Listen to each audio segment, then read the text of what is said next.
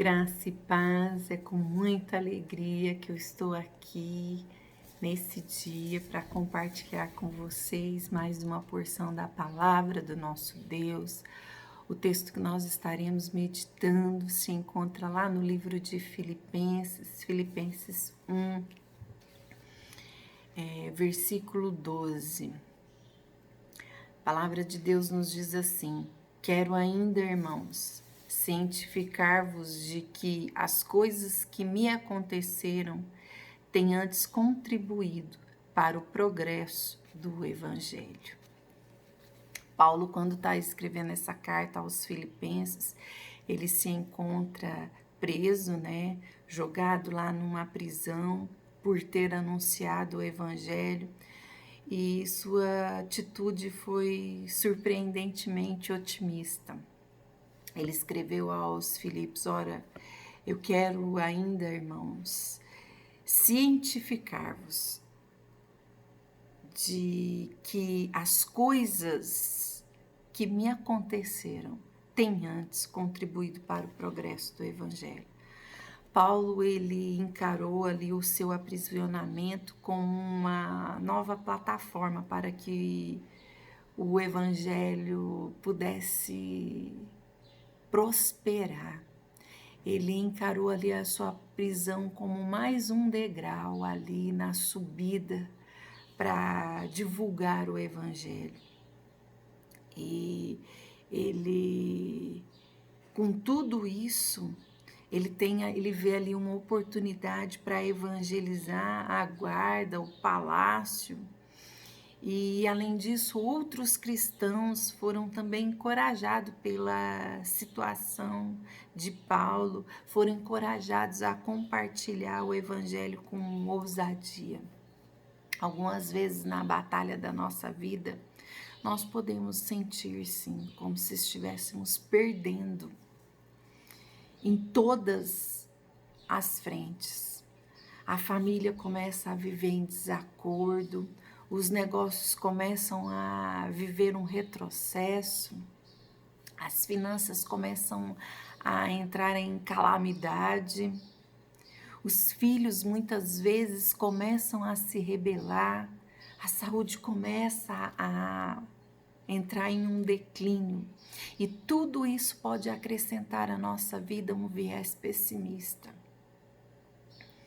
ao modo como nós olhamos para a situação, para a circunstância. Muitas vezes todas essas adversidades fazem com que olhamos para a situação e só enxergamos os problemas. Mas é preciso aprender com o apóstolo Paulo a ver em tudo isso uma excelente situação.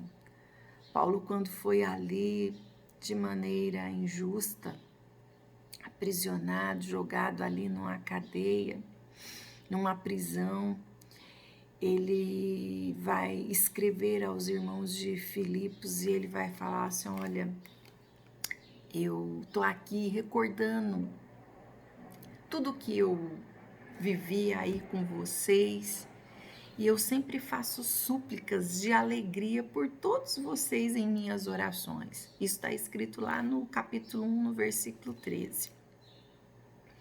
Pela cooperação de vocês no Evangelho, desde o primeiro dia e até agora. No versículo 6 ele vai falar assim: eu estou plenamente certo de que aquele que começou boa obra em vós há de completá-la até o dia de Cristo Jesus. E aí, lá no versículo 12, talvez para acalmar o coração daqueles irmãos que viram ali o seu líder preso e talvez começaram a se sentir também desanimados, Paulo vai deixar bem claro: irmãos, eu quero ainda cientificar-vos de que as coisas que me aconteceram têm contribuído para o progresso do Evangelho.